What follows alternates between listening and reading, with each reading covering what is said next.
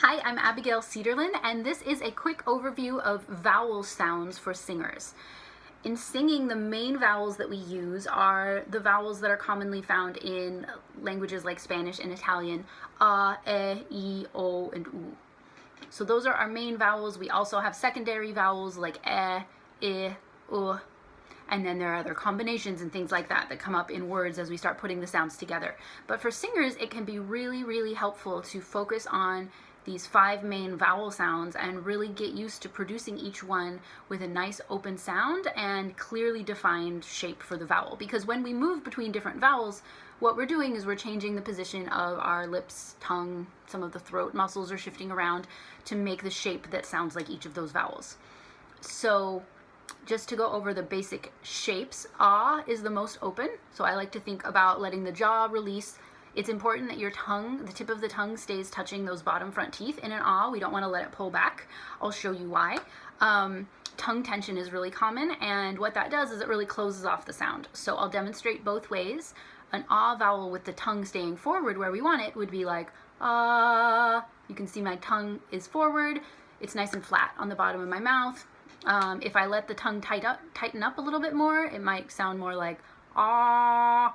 It's really closed off in the back. I was kind of exaggerating there. It's not always that extreme, but keeping that tip of the tongue touching those bottom front teeth will actually work for most of your vowel shapes, and that'll really train the tongue to stay out of the way and not tense up too much. So ah is really open, o is a little more rounded, and then oo is even smaller. So ah, o, oo, we're going towards a rounder, darker sound. And then going to the brighter sounds, a is kind of, I think of it like a square or a rectangle shape, A, and then E is a little more spread, like a wider, thinner rectangle. And so there's a lot of different ways that you can practice these vowels. You can just plug them into any scales and exercises that you do, either picking one vowel at a time, E, or like ah, e, ah, e, ah, e, ah, e, ah. You can alternate them. There's a lot of different patterns that you can do here, and when you switch between these vowels, it helps your muscles get used to finding those shapes more efficiently and faster without too much tension. So one more thing that I really like to do with these vowels is starting with the brightest vowel, E, and then working my way to the darkest vowel, oo, and I like to do this all on one note.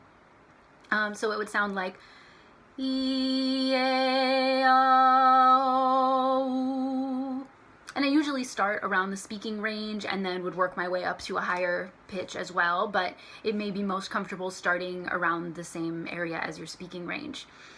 You can also add an M sound in between. Ma, me, mi, mo, mu. You can do that as well. Sometimes that's easier to find a good clear sound. So I hope that was helpful for you. If you have any questions, send me a message. Feel free to check out my other videos for more tips. The links below, and happy singing to you. Thanks for watching.